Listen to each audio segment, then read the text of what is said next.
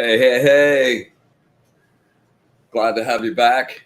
ENLIGHTEN's back after a couple of weeks of a little break. And we're super excited about the show tonight. We've got Rebel Yogi Satya on the show, and we're going to be doing some live practice and really getting some fun.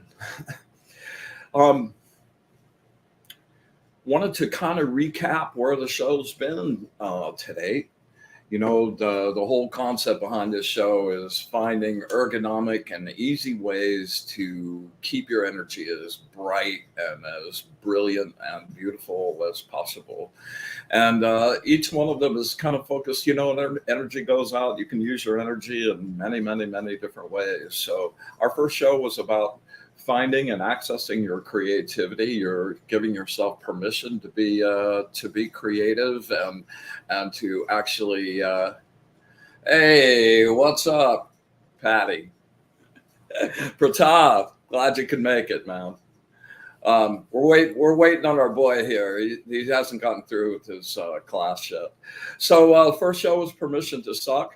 Second show was a way of looking at money and your finances and the way that the world does commerce in a different way, and kind of freeing yourself up and opening yourself to a lot of different opportunities that are out there and are making themselves available at all times just by looking at it from a different perspective. And then we went into communication, and we had the show, the 6 magic words. And that show was all about being really smart about how you communicate. And if it's really important to you to get your message across, then select the first 6 words that you are going to use in your presentation super carefully, and make sure those are the words that, if they don't listen to anything else, they'll take away what you actually wanted to say. For instance, choose your first 6 words carefully. That was the first part of the show for that. And if anyone turned off after that, all good. And the whole point behind that is that the first 6 words are really the only words that people listen to without already reacting, and in their mind coming up with a reaction and how they're thinking and judging what you're saying. And the longer that goes on, the more diluted your point gets. So then we went from that, and we went to a show about quartz crystals and the energy and the electrical juice that they have and are available around. Or, you know, they're super beautiful, but they're also little electromagnetic energy channels, which are useful in many, many, many, many different ways. And pretty much just hold it, sit there with it, and you're good to go. Okay, and then our last show that right before this one was Passion Rules. You know, I've just really come to understand, over talking to lots of people over the last couple of years, when I ask the question, "What's your passion?" You know, they can't really answer that. And for me, having something to be passionate about and care about and feel motivated to do and to grow and evolve, you know, it makes you feel alive and young and makes you want to keep going. So that's where we've been so far. And tonight we're going to take it to a more physical level.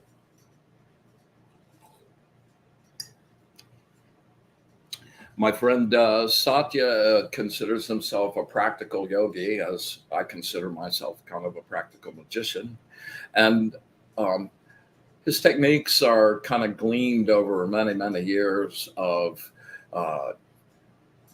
delving deeply into different yoga techniques and communication techniques. He was a skilled martial arts person. He'll be here with us very shortly. He's here. He's here? Yeah, bring him on in, man. Satya. What's up, my brother? Just finished up. What's up? I'm having trouble seeing you, but I don't know if that's just me or everyone. You're having trouble seeing me? Yeah. But again, I'm not sure if that's at your end. If people watching are like, I see you, it's good to go. Yeah, we're all good. Okay, good. Yeah, good. Patty and Pratal are here. I don't know if you can check. Sweet. There's a little comments thing next to the thing you can open up, and they're here. Yeah. All right on. Michael's in. Hello, what's up? So I'm super excited to have you here tonight. You know, kind of the theme for the show is going to be like what you think you become. You know, every week we're picking kind of a little theme that kind of addresses a way of thinking and a way of looking at the world through a different perspective. And I'm looking forward to that. I'm also really looking forward, you know, one of the things that as we've gotten to know each other, I've just really come to respect and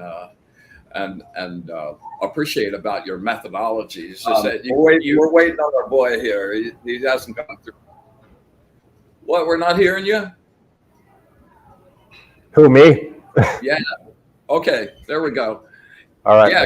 Can you still hear me fine? I hear you perfectly. Okay. So, you know, I'm on my own path. I've gone down many, many different strains of metaphysical explorations. And out of all of those, I've gleaned my little favorite pieces and the ones that really resonate with me. And for the last 15 years, I've really been focused on building my own cosmology. And, you know, the choices out there are infinite, but there's a path that's like yours, right? And so I've kind of gotten from you that's the same thing you've kind of done with your travels, and you've built this whole kind of collection of things over the years that you know work. So I'd love to just get you to share a little bit about your history and what you've been doing, and let us let us know a little bit. Yeah. I started off much more in the physical realms. You know, I was an athlete raised up by my dad was a coach and phys ed teacher and coach, and I grew up on sports and loved the physical. So then I got into lifting. My brother lifted weights, and I got into that, and he did some bodybuilding.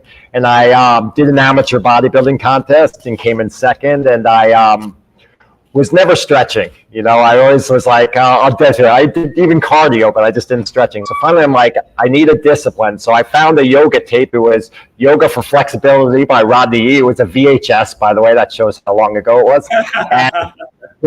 And I just 20 minutes a day was doing that. And soon, not only did it open my body a bit, but I started realizing, I remember it was triangle pose. I was like in this pose, and I'm like, if I can relax under this tension, think about life where we're constantly under tension and we can relax, you know, and under that, if you can relax under stress. And so I was doing martial arts also since I was young. And later I started competing in full contact kickboxing. And part of it was not just to kick some ass and take names and numbers, but was also to see if I could be in that heightened state of tension where people are trying to knock your ass out, and see if I could still keep my center and my grounding. Honestly, I'm not going to say I'm 100% sure I achieved it. You know, I won some national titles. I've been knocked out. I had the highs and lows. But what I was really searching for was, see, again, under that much tension. Because many of us are armchair quarterbacks, as they say. We watch the football game and we're like, he should have done this. And it's like, dude, that's $1 million quarterback who's making, you know,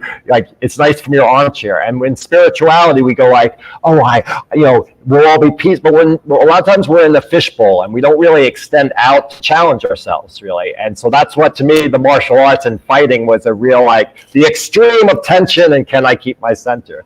So that's somewhere I went. I've done also energy healing. I have a Reiki Master Teacher attunement and some different energy healing teachers, masters in herbal medicine. So I was always, how can we deal with the body? How can we deal with the energy system?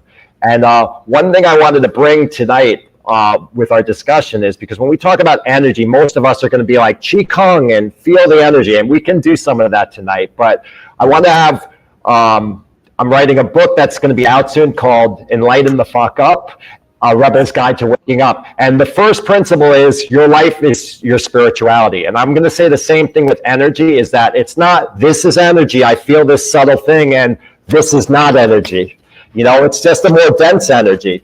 But they're all related, and maybe we can discuss that a little later about how they each affect the other aspects. Absolutely. I'd love to discuss that. Yeah, because there are definitely so many different attunements to that, you know, and like with my practice, half of my practice is receptive stuff, you know, the auras and meditation and clairvoyance, but the other half of that, you know, to your practical thing and your martial arts thing is dialing, you know, going up and getting that energy, but bringing that energy down to a density that, like, you can move things and do, you know, actually do real things, you know, and use those skills to accomplish other stuff on the astral as well. So really, super cool. So just what you mentioned about the what's known as the Star of David, I would say the Jewish star, but I'm afraid you're going to get picketed and protested if I say that on your show. No, but it's all right. So I'm joking with that, but it's the point up is kind of saying from our grounding up to those higher levels, that awareness, that, you know, all these different subtle energies. But the point down is saying, how do we bring that back into this plane of existence? I find a lot of people in the new age just want to get off the boat. You know, it's like the whole goal is to get, and really, there's something really beautiful about bringing our learnings and connections to higher stuff into this plane. This plane is so beautiful. As much as people, where you live. Yeah, where you live and where you live in your mind, though, because there's people. Guess what? In not as abundant as we are in America in certain areas. And even in America, there's people who are not as abundant, and yet they're at peace and have hearts. So this goes back to another aspect of that holistic energy, is sometimes our energy, a lot of it is not just the physical practice, it's not this, but it's what our perception is, you know, how we interpret things. Because as Dom, I went to Dom the hypnotist this weekend intensive there, and what he was talking about was also that everything is neutral, and then we with our mind put a positive or negative twist on that. And so, you know, if someone sees the same thing negatively, that is going to affect their energy body. And here's an experiment I challenge everyone who's watching to do. Watch for a week nothing but YouTube videos of all the death and destruction in the world, all the horrible things, and see how your energy feels. And then take a diet of you need to do that for a week, Satya. Just do that for an hour, man. You're toasted. It's true. And then you do watch nothing but inspiring videos, and they're out there, and there's inspiration in this world if you look for it. And that you'll start feeling like, wow, people are so awesome and people care, and look at that beautiful creative art that person's doing, and wow, all this stuff, and see how you feel. And you're going to feel a different in your emotional, your energy body, very different. Now, I'm not saying avoid the dark, but we have to also be honest with ourselves. How much of that can you take? How much weights can you take before you're breaking yourself down to no return? You have an infinite choice to choose what you focus on. Yeah. Infinite choice to choose what you focus on, you know? Yeah. And at all moments, there's good and bad stuff going on all the time. And depending on what you choose to focus on and think about, what you think you become, you really do. Yeah. What your mind is God in your own universe. In this skull, in this thing, no one will ever touch the totality of your personal universe. Yet at every second, you're creating new stuff. Every moment, every thought is a reality in that astral. So you're creating all of us, billions and billions of us, like there's billions of universes right here, and we can share little pieces and describe it, but unless you're a master at actually going into somebody's mind, no one's ever going to touch that, So I totally love that, what you're saying. And I want to make it even simpler for, not that the audience needs dumbing down, but I like simple analogies, Imagine you go, like, I went to a movie with a friend of mine and it was some comedy thing. And I thought it was pretty funny. I was laughing. She's very into artsy movie, like everything artsy. She's a filmmaker herself. And so she left there being like, that what a piece of crap. And I was like, it wasn't supposed to be like friggin', Chinatown or The Godfather. It was supposed to be just this silly thing. So I saw the same movie and had fun from it. She didn't. And the way we see the world, as Anais Nin says, she says, we don't see the world as it is. We see the world as we are. And I'm going to say we see it also as our mind processes things. So as you said, we can create our reality, but not all of us are that free. If we're honest, from our upbringings, from our past, from ancestral histories, if you're always taught, here's another experiment. If you have children, do not do this. Take the one child every day and go and beat them. And the other child every day say, you're worthless and garbage. You're worthless and garbage. Now, you think they're not both going to be screwed up? If anything, the one who's physically beaten might be like, that guy's an ass and I'm this. The one who's psychologically beaten, that's a harder one to get out of, because we start believing that is our own, that's who we are, that our mind is creating that. And it's hard sometimes to say, like, someone like you is exploring, you're like, how can I bring more abundance? How can I bring more creativity? But someone with that programming in, it's harder just to say, create your world, until they connect to that and understand that and release that as well. Well, and you have to understand that your perspective is not written in stone. Your perspective is a whole, like, a bunch of points in your light body that are little software information that are based on where your circumstances were, your choices that you make, your emotional landscape, and all of those things those are the things that generate the colors in your aura. Those are the things that make you act a certain way. And this is something I really ran into about 6 months ago. We've kind of touched on this in the meditation thing, but I discovered that you can actually move your colors, and you can move your little set points with energy and some practice. And I was in the middle of this really horrible situation that I saw no way out of, like no way out. And every time I ran the process down from that point of view, I got nothing but bad solutions. And I went into some old training and boom, and shifted my color from this blue that I usually am to this orange. And my perspective changed. I'm looking at exactly the same circumstances, and there were a host of solutions. And it blasted me that, like, wow, man, this me I thought was like this concrete me is really this malleable collection of choices. And we can definitely affect those. Yeah. And the choices that you continue to make and the frequency that you project out, brings other projections back to you. And those reflections, reflect the mindset and the frequency and the thing that you're thinking about. We're going back to what you were saying about, like, thinking about the negative stuff all the time. If you choose to, in the middle of it, just give gratitude. Gratitude is really hokey. I know that sounds really like Pollyanna, and like everyone's, oh yeah, that's really easy. I have a problem with that. But the truth of the matter is, when you send out a frequency of love and gratitude to the source, the reflections that come back from that are mind-blowing. Gratitude is one of my favorite practices. Cheap, easy. You don't have to bottle it or sell it as supplements, and it's a reminder, it's also a reminder that even in your worst of times, you still have something to be to be grateful. That's true. Exactly. And I do find it changes the twist. So here's a practical idea. If you're in a funk, There was a guy I was friendly with who was, this girl he had broken up with. It's my love of my life, and I'm kind of hoping that it's not where. And he was funked out, And I said to him, first of all, as someone who studied under or practiced, the Osho techniques and connected with Osho, the mystic Osho, was very much about don't hide anything. Like we do that all the time with drinking, drugs. We try and avoid, you still have to feel what you're going through. But it's, again, the mind starts putting you in this dark hole of, drowning, And so I said to them, you got to do some stuff that just feel good for you, like work out, watch a funny. I was just going to say yoga. I mean, what you do addresses that very thing.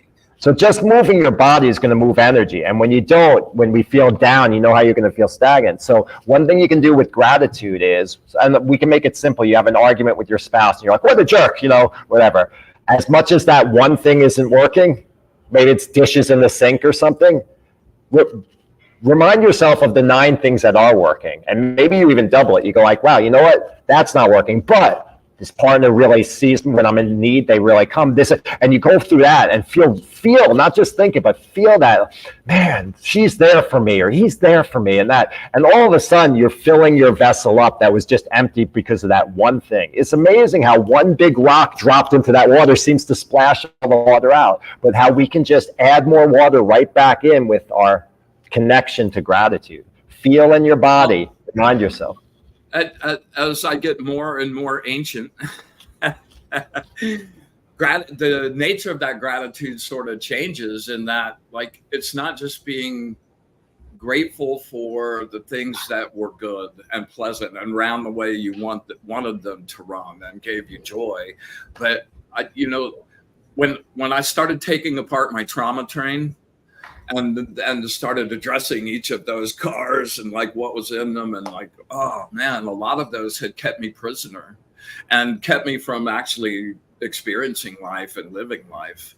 And when I got to the depth of what that lesson actually meant, that there was a lesson in that, and there was an opportunity for me to evolve through that, and getting to the other side of that, completely rearranges your perspective and how you see those things that those really awful things that have happened to you. And in a way, I offer up my gratitude for all of it, for all of those too, because I don't know about you, but the things that have stuck with me as soul depth lessons have not really been because something really great happened. I got a raise or something, They came because I addressed personal tragedy and had to look at things I didn't really want to look at, things I was deeply afraid of. And that process through that gets you to the other side and being free. Yeah, it's going back to perspective. By the way, I have 6 principles in this book. The first one I said, everything is your spirituality. So I was talking about energy, everything. Second one is there's a lesson in everything, every conflict, every confrontation. Just like you said, once you connected to the lesson, and once you shifted your attitude that you're not a victim, but you're getting lessons. Exactly. These people are teachers. All of a sudden, it's a different mindset. So how many people hold on to their what's been harmed them? Let's just say someone was sexually abused, and I'm not saying snap your fingers, it's over, dude. I'm not saying that, but how many people say now I'm a victim and this is who they identify, and every time they address a friend, this is who I am, and who I am is this harm.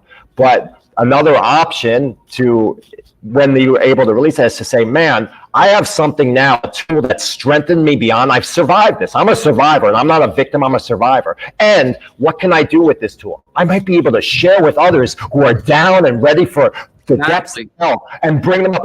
And once you see that, there is inspiration and even gratitude for an understanding bigger. Again, to say gratitude for that, it's a hard one for us on a mental plane to get, but we can shift things about, into how we perceive them. We can shift that to see everything's a blessing. Now, I would like to share a teaching story, if you want. It's a Sufi story about gratitude. And I know that wasn't necessarily a topic, but I do think gratitude shifts everything. But, it does. But in this story, and I'll make it a little briefer than it would, there's a traveling group of renunciate Sufis. They rely on the food and and taking in housing from other people. So they're in the desert and it's getting super hot during the day and freezing at night, and no one's taking them in. And the master's always gives his gratitude. He's like, thank you, God, for providing us and we're your blessings and all this. After 3 days of this, one disciple's like, listen, I've had enough of this. Why do you keep thanking God? We're freezing our asses off at night. We're scorching in the day. No one's feeding us. And the master goes, if I'm not grateful for this, then my gratitude is a bunch of bullshit. All it is I want gifts. I'm grateful for all of this. I don't know the lesson here right now, but I know there is one. It's making us stronger. It's making us, all that. And so it's a different attitude. And when you look at what a lot of people call prayer, it's just making a business arrangement with what they call God. Exactly, man. Yeah. Right. Exactly. But when you're offering up to the source and you're like giving it because you don't need anything, you want to offer bliss to the source. Yeah. That's a way amazing space and that energy. I just got goosebumps just thinking about that just now. That's really, really, really, really crazy. Okay. Going back, you lead. No, I was just going to say third principle. Third principle. So everything's, let's see. Okay, so be selfish. Meaning, focus on yourself. Most of us like to tell the story like, you're not going to believe the asshole I saw today. He did this and that. And the person might very well be an asshole. But if you're out to grow, it's not about them, it's about you. So you focus on yourself. How did I contribute that? How did I act and how could I have acted differently? I'll give you just and your own self-love too. Like if you don't love yourself, if you don't value yourself, if you don't understand that your light is an actual piece of the source, then how can you give that to anyone else? And the other thing that's crazy about the world right now is everybody's there being a policeman about somebody else and pointing out somebody else's flaws and wanting to like change everybody's viewpoints. Now you have to think like this. But you know what? If you really want to change the world, you change your own energy. And you vibrate love and you vibrate joy and you vibrate creativity and compassion. And that goes out to everyone around you. First of all, people that don't vibrate with that, go away out of your life. For sure. And more people show up like that. And then there's a connection and a community and there's a group of people sending in that energy. And from those things, like, serious change can happen in really real practical ways. So think about this. If you've ever had something really positive happen to you, say you just gave a presentation and you felt like, man, I was so on, or I teach a class and I felt divine wisdom was coming through and people got it and I'm psyched. When you walk out, doesn't the rest of your day seem awesome also? Like, is that just coincidence? Does that mean like all of a sudden you're not going to believe I bumped into someone, I smiled, everyone was friendly? It's because you, dude. You're creating this world as you walk based on this mind attitude. So, because again, I live in the real world where we are going to be frustrated with our partners or, you're going to step in dog poo and it's not super pleasant at the moment. We have to figure out how to shift gears quickly. I think that's the difference between the warrior, the champion, and the one who he's not, is the warrior gets knocked down also. It's like a boxing match. Boom, he's on the ground, but he keeps getting himself up, shaking it off and going, okay, let's see what the universe has for me next, And that's the different attitude. So again, how can we get into that? And I think, how can we shift our energy right away? And we can discuss that. You can offer some ideas and I can, but again, going back to practical energy, practical spirituality, how do we shift? Because it's all bliss. When I hear people say that, I'm like, sure, but bliss comes in the form of suffering, torture, and all that stuff as well. It's really hard to maintain that in the world. There's two types of yogis, the renunciate yogis, the cave sitters, and the householders. And I think most of us watching this are householders, meaning we live in society. We're going to deal in society. We're not running away from it. The beaches of Bali are beautiful, but I also want to figure out how to find my peace in New York, because if you can make it there, you can make it anywhere. Yeah, exactly. Early on in my instruction, one of my dear teachers showed me an old black and white film when the Chinese were going into Tibet, and it was a monastery that was being burned and destroyed, bunch of the monks were being shot. And there was this photo of a group of like 8 or 9 monks that were just sitting around. Everywhere in the background, there were explosions going off. There were people being murdered. It was just a horrific scene. And all of them were sitting there with this, just, they were in the zone. They were in the most horrific situation you could possibly be in, and they were still in the zone. And that has stayed with me. And that image is burned into my brain, man. Yeah. Every time I reach those points where I just can't take it anymore. Yeah, well, maybe you're not right. Yeah, I'm reminded of a movie. I'm forgetting what it's called. There's a one-word name like Arrow or something. I think it was Jet Li, and there's beautiful cinematography. And one time, this school Hero, they're doing calligraphy and all that, and all of a sudden the other side is shooting 1,000,000 arrows and they're flying everywhere, and the teacher's like, keep painting or whatever, keep doing. And so they start connecting, and somehow, besides Jet Li protecting them, they manage to survive and stay. And I do think that's really symbolic and real, is that when you're connected to your flow, your passion, your heart, really, I do feel you're protected, that you will, it doesn't mean nothing will come into your well, but most things will bounce, and that you're going to feel strong enough to do that. Just one example from my life, when I'm focusing on my book and stuff, say I also do personal training, and say I need to do a little more work there, or I have business is slow, I trust that when I'm actually connected to my flow and doing stuff, other things will come. And I've seen that in my life. All of a sudden, this person goes, oh, yeah, we talked about this training. And I was like, it came out of nowhere. But if I'm screwing around at home, though, on my phone and not doing that, then I'm screwing up at work, screwing there. So I do think when you're connected to whatever is your flow, and this is another practical question we can all ask ourselves, what is it? Write down some things. Think about things that when you're doing, you just feel like, I'm in my flow. Maybe it's listening to certain music. Maybe it's going for a walk or exercising. Maybe it's being with a certain group of friends or people or individuals that just positive. Maybe it's creating art. Maybe it's, whatever it is you do. It could be something crazy. Like this one guy said, shot put gives me peace. Shot put, the heavy metal ball you put. So I was like, okay. So if you think of that, try and do some of that more in your life. Sprinkle that in every day as part of your exercise, not just the gym, but your things that you feel like in flow with. And I do believe that will shift your energy and bring more to you. Awesome. All right, let's move on to number 4. Woo. All right. So we had, everything's your spirituality. There's a lesson in everything, even conflict and stuff. Focus, be selfish, focus on yourself. Don't bullshit yourself. So yeah.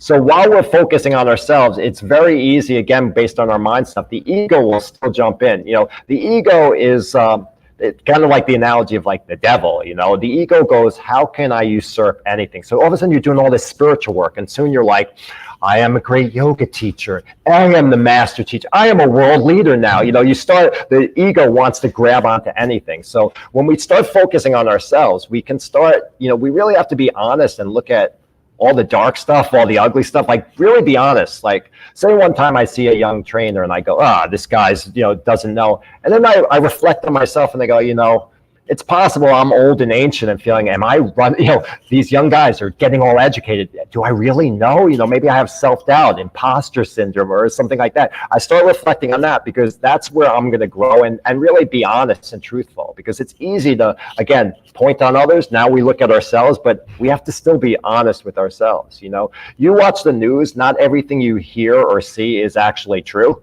I remember seeing Russian. I know that's a shock to everyone. I saw for 3 years, like Russian collusion every day, every news station. They said, all of a sudden they come out with the investigative report. They're like, yeah, that was.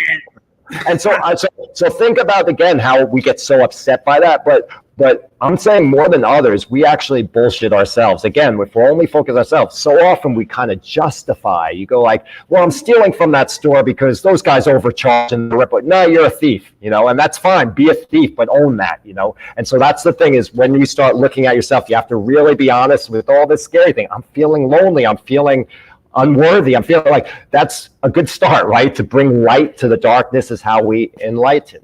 We don't enlighten just by sitting in bliss and meditating all day. We enlighten by also looking at what's buried in this, whether it's in our mind, in our body, in our subtle energies. Man, So, going down to the basement is a crazy Yeah. trip. And you know what? Like there's so many layers down there, just like there are layers to like moving up, right? You evolve, you evolve, you evolve, you evolve. And I don't know about you, but the more I learn, the dumber I realize I am. sure. You know, doing the shadow trip, which is not really all that pleasant for most a good portion of it, but it's a really worthwhile journey, man. And you go down there and you sweep it out. You think you're all done. You like look back again. Well, it's a whole nother layer. Let's go back down with the excavator again. And you're always going down there. There are always new little, shadows and fears and things. And there's always a way to purify that and to unify that with your subconscious and your conscious unified is a pretty crazy thing. Yeah. I mean, I think it's all. Your subconscious runs around like just with all these, you know how like your regular conscious mind, you've got all these kind of people. Well, I'm the accountant right now, or I'm this right now. And you kind of like get into that mindset. And those all become little things that you call on as little tools. Well, those are all running around in your subconscious too, except if you don't go down and make friends with them and find them and clean some of them out, then they're just down there running amok while everybody up here is trying to accomplish this. They're all down there circumventing everything and sabotaging your home. Like I've seen that so many times in my own life where I sabotage my own joy, my own success, my own like whatever I'm trying to do. And that self-sabotage, that comes from the self-conscious, and that's a really valuable place to go spelunk. Yeah. So there's various ways to get there, and there's different tools. I mean, some people will do, I think in energy work in Reiki, a lot of times the chakra or energy centers, that really how we process things. So maybe the heart center is how I receive love, how I give love. And, if I've been hurt, it could be kind of disjointed. If I learned love is, abuse, so when we start cleansing, focusing on those areas, imagining them, using our imaginations, just breathe in, visualize them, open, bring them. Some of that energy will bounce, but some of it will come into our minds about images, ideas, and we'll kind of bring in what's going on. That's one way to access, the subconscious. Another way, I know there's certain people that do, I forget what it's called, something like family. There's stuff like the wounded child and the inner this and the guard, there's a bunch of different ways to go. And so if you just, but I think one real big way, and it's one that we were working on with, just another shout out to Dom the hypnotist. I went to Las Vegas this weekend. We really worked on, certain empowerment and going into your subconscious and bringing things up. And some is just asking, you're connecting, getting into your meditative state, whatever that puts you a little out of your critical mind thinking. And then just ask the subconscious mind, why am I feeling this pain or what's that? And leave it alone for a bit. And you might be surprised, that sometimes an image will come up or something will come up. Wow.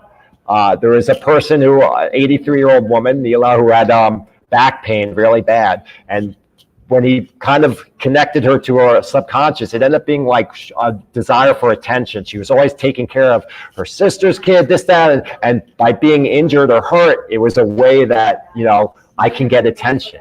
And we can see that makes perfect sense on some level, but we don't need those dysfunctional patterns. Like I can run and smash my head into the window over here and I'll get a ton of attention, but that's really ultimately as we're going, I don't need that anymore. So it's like, so again, another way to access is just by asking subconscious mind, what is this source of this pain? Why, what is it? How is it serving? And just wanting to go on that journey is the first step to go there.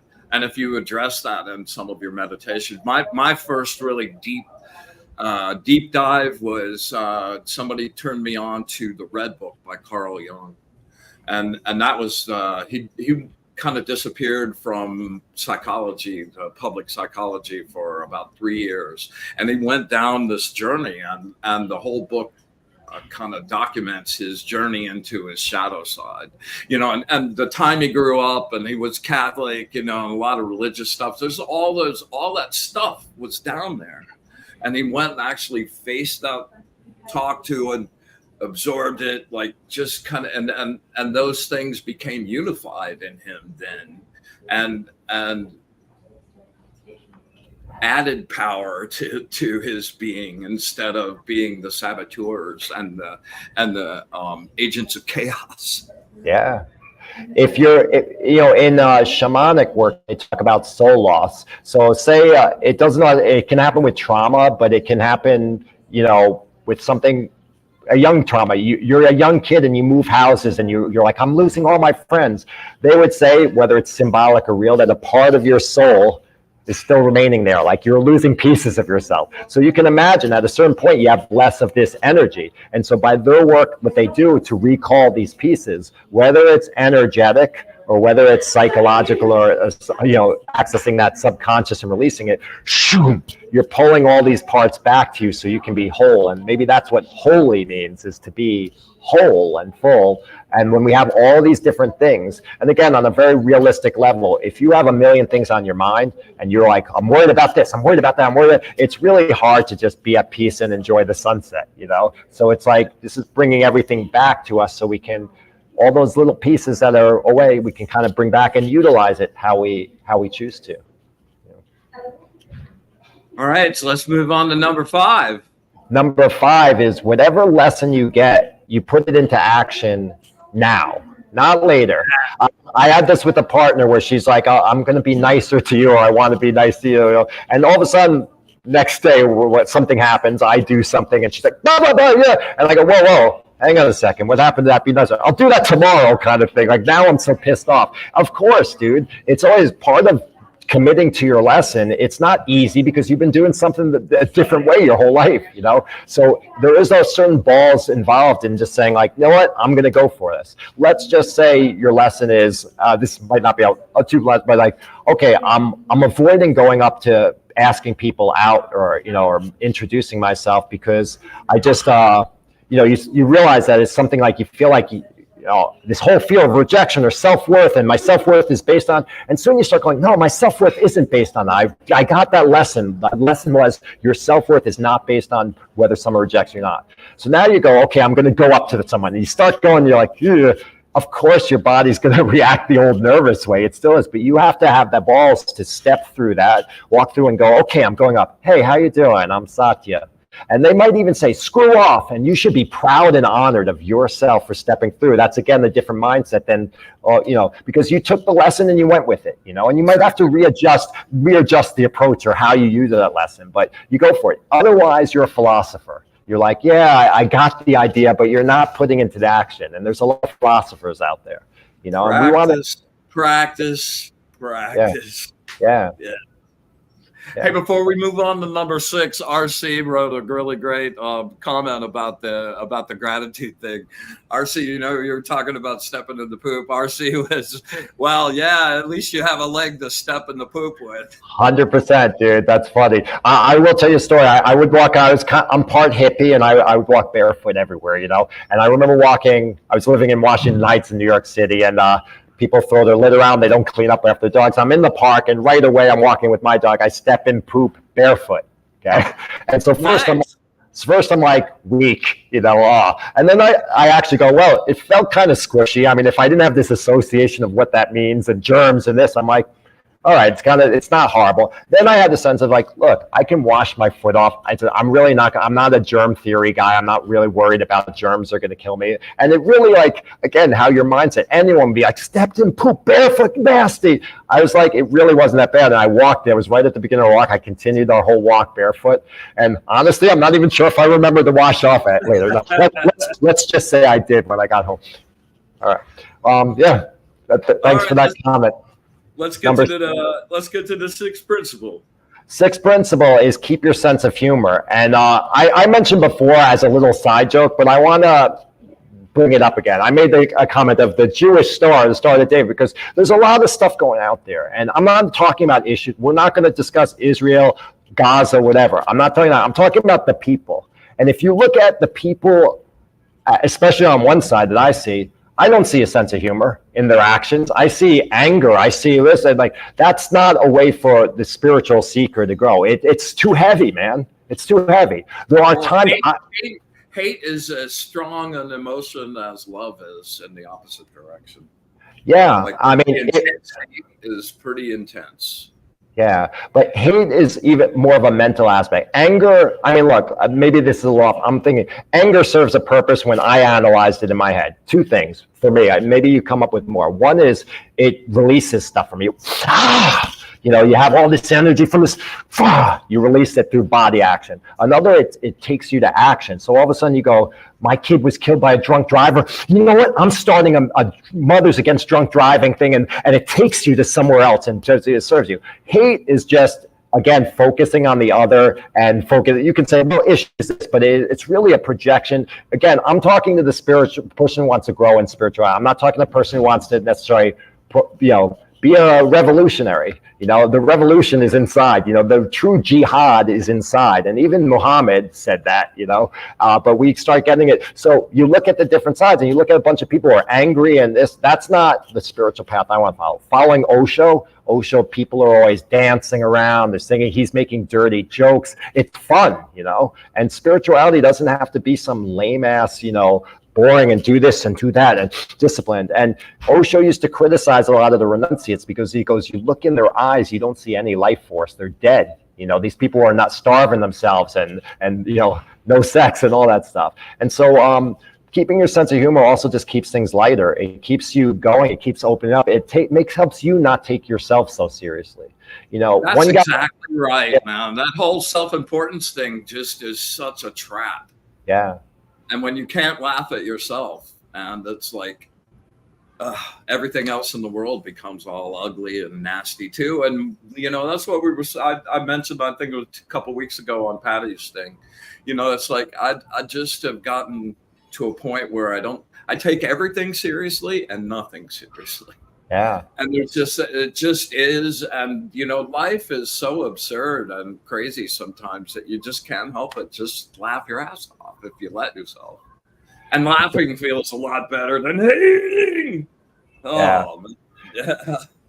There is do a show on laughing. Yeah, I mean, there's whole yoga laughing things where you just laugh and stuff. I've always actually found I love to laugh, and I found those meditations the hardest because it feels almost like I have to push, and I'm doing. And I go, to me, it's such a natural spontaneity when it happens, and that's a tough one for me. It's actually easier for me to cry. Trying to make that happen is not easy for me either. Yeah. So we're running a little bit out of time. I wanted to get to a couple of practical yoga things, and I wanted to ask you about your practice. One of the things that you shared with me when you developed a really great little yoga routine for me that I've been doing a lot, and it's helped me in a lot of different areas. And you were kind of the first person that I heard talk about yoga in a way where it was you were addressing the actual energy flow, and you hear a lot about the positions and stuff like that, but I'd love for you to talk about what's the energetic thing going on at that time? Where is your mind at that time? And what's the actual, your perspective in your cosmology? I'd love to.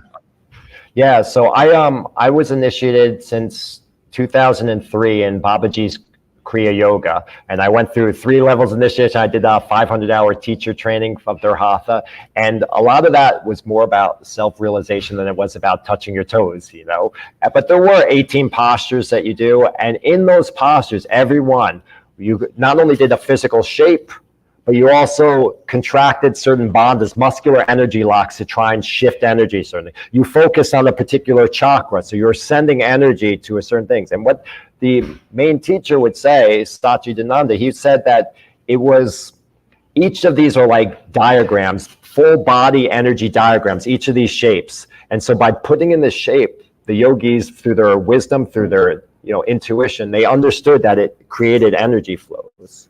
So as an example, though, let's just look at something like Warrior 2. It might be a little hard, and I'm going to take off my headphones for a second. So.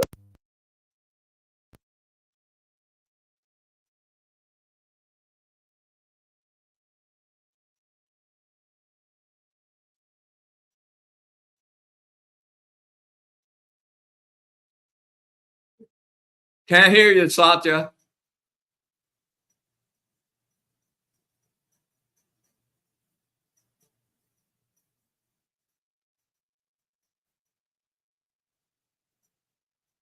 Satya, can't hear you, bro.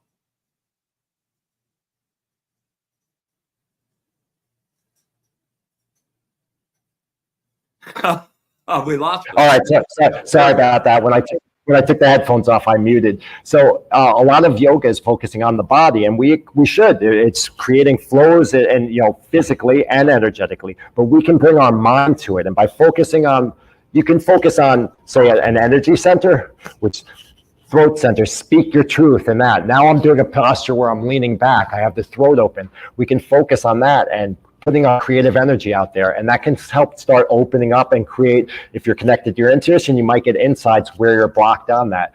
We can focus on what we're feeling in our body, and like a meditation, it just gives us a point of focus. So now I'm feeling my shoulders a little tight. I'm feeling, what does that sensation feel like?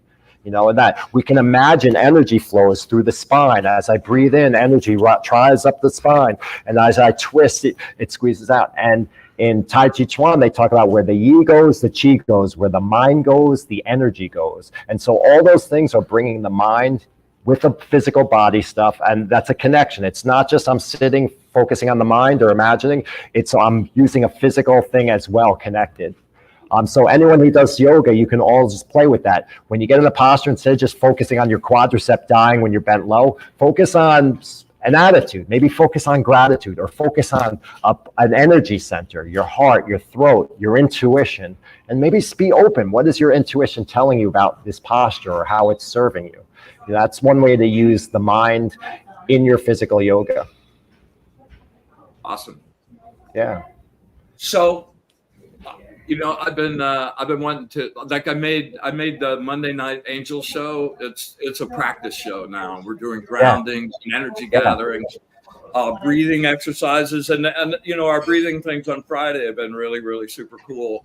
And one of the things you showed me in the routine that you gave me, that you built for me, was yogi breathing.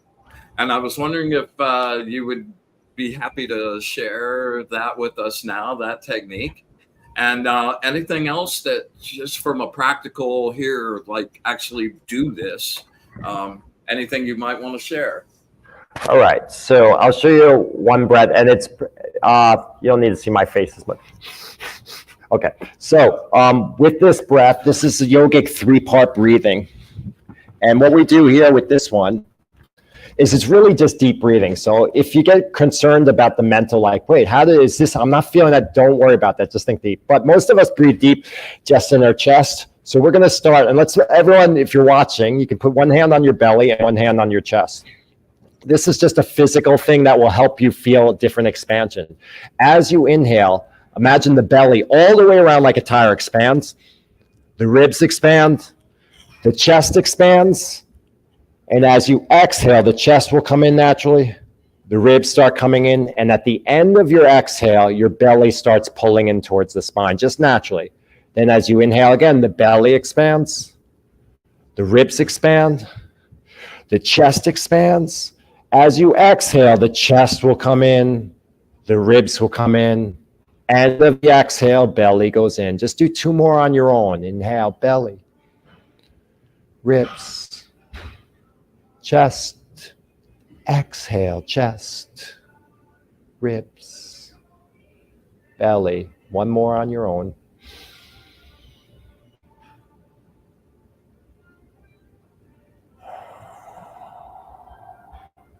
Good. And if your eyes naturally closed, you can slowly open them. One thing that's nice also about being practical in the world is sometimes to do things with your eyes open, so you can connect that calmness with being in the world, not just closed. So we have 2 nervous systems. One's the fight or flight action, that's called our sympathetic nervous system, and the other is the parasympathetic, when we're more chill. By breathing slower, we can calm our body and bring us back into that. When we're there, we're more creative, we're more open for things. When we're in fight or flight, like you're in an argument, you're less creative, you're less going to be open to stuff. So that's one thing we can pair with asana, with shapes, but we can do that in our life anytime. Now, again, you don't have to do all this specific breathing, just start to pay attention to your breathing. You start finding yourself angry with someone, notice it's probably higher in your chest, it's probably more shallow. And if you just slow it down, my partner often says, if we get in a disconnect, she goes, let's take a breath together. Let's share a breath. We go.